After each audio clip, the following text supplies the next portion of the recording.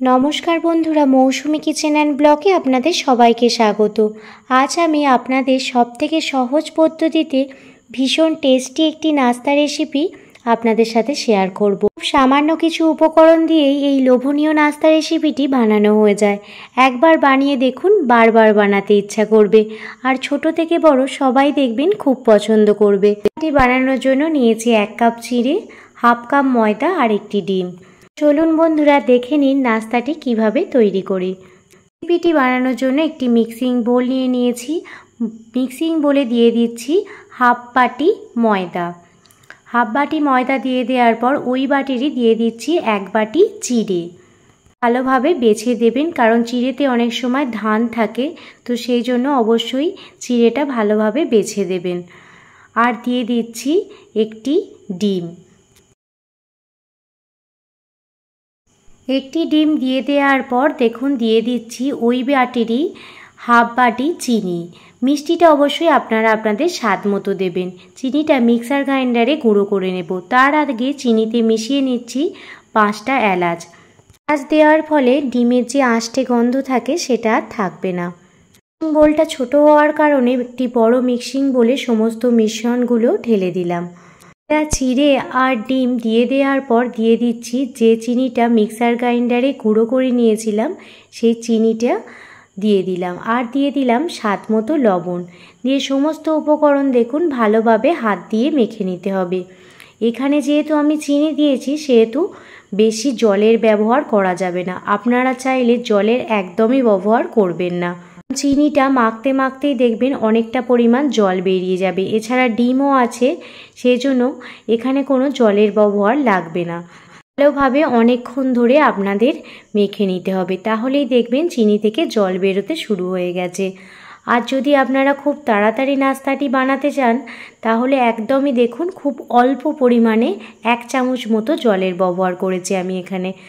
আপনারা 1 চামচ জল ব্যবহার করতেও পারেন, আবার নাও করতে পারেন, পুরোপুরি আপনাদের ইচ্ছা। কিন্তু একেবারেই কিন্তু বেশি জল দেবেন না, তাহলে কিন্তু মিশ্রণটি খুবই নরম হয়ে যাবে। 1 চামচ জল দিয়ে দেখুন সমস্ত মিশ্রণটা ভালোভাবে মাখিয়ে নিয়েছি। এরপর হাতেতে একটু ঘি লাগিয়ে নিয়েছি। দেখুন গোটা হাতেতে ভালোভাবে ঘি লাগিয়ে নিয়েছি। লাগিয়ে নিলে নাস্তাগুলি বানাতে সুবিধা হয়। চিড়ার মিশ্রণ থেকে দেখুন এইভাবে কিছুটা পরিমাণে ডো নিয়ে নিয়েছি, আর হাতের তালুর সাহায্যে এইভাবে গোল গোল করে শেপ দিয়ে নিচ্ছি। আপনারা এটা বিভিন্ন শেপে বানাতেই পারেন, তাতে কোনো অসুবিধা নেই। এইভাবে সমস্ত নাস্তাগুলি এইভাবে গোল গোল করে শেপ দিয়ে বানিয়ে নেব। দেখে বুঝতেই পাচ্ছেন কতটা সহজভাবে নাস্তাগুলি বানানো হয়ে যায়। নাস্তাগুলি আপনারা 10 থেকে 12 দিন পর্যন্ত সংরক্ষণ করে রাখতে পারেন। একইভাবে আমি সমস্ত নাস্তাগুলি বানিয়ে নিয়েছি। এদিকে দেখুন কড়াই বসিয়ে দিয়েছি, আর কড়াইতে দিয়ে দিচ্ছি রিফাইন্ড অয়েল। বেশি তেল দিইনি, অল্প পরিমাণে তেল দিয়েই এই চিড়ের নাস্তাগুলি বানিয়ে নেব। হালকা গরম হয়ে গেলেই একে একে চিড়ের নাস্তাগুলো দিয়ে দেব।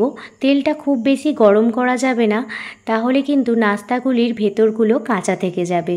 এর ফ্লেম লো রেখে নাস্তাগুলি ভেজে নিতে হবে। এর ফ্লেম বেশি বাড়াবেন না, তাহলে কিন্তু নাস্তাগুলির ভেতরগুলো কাঁচা থেকে যাবে আর বাইরেটা লাল হয়ে যাবে।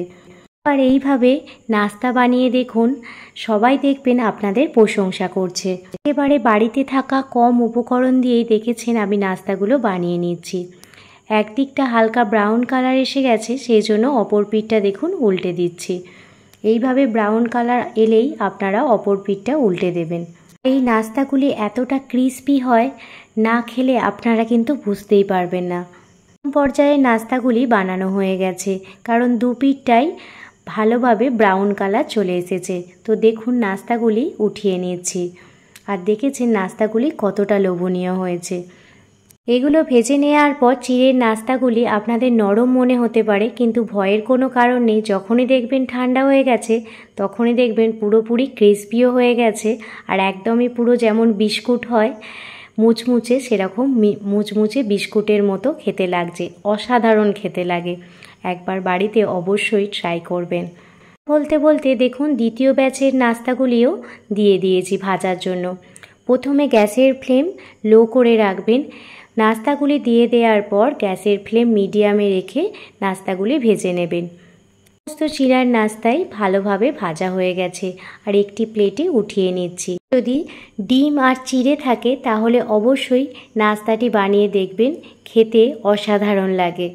নাস্তাগুলি তেল থেকে ওঠানোর সময় ভালোভাবে তেলটা ঝরিয়ে নেবেন, যাতে চিড়ার নাস্তার গায়ে তেল লেগে না থাকে। আপনারা দেখতেই পাচ্ছেন প্রত্যেকটা নাস্তাই কিন্তু অসম্ভব সুন্দর হয়েছে। নাস্তাগুলি দেখতে যেমন সুন্দর আর খেতেও দারুণ লোভনীয়। প্রত্যেকটা নাস্তাই ভালোভাবে সমানভাবে ভাজা হয়ে গেছে। আপনারা কালারটা দেখেই বুঝতে পারছেন যে নাস্তাগুলি কতটা মুখরোচক হয়েছে। চিড়ার নাস্তা আপনাদের ভেঙে দেখাচ্ছি।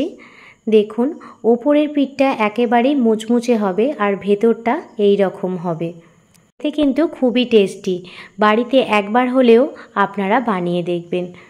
খুবই কম সময়ে খুব কম উপকরণ দিয়েই এই নাস্তা রেসিপিটি তৈরি হয়ে যায়। আশা করছি আপনাদের চিড়ের এই নাস্তা রেসিপিটি খুবই ভালো লেগেছে।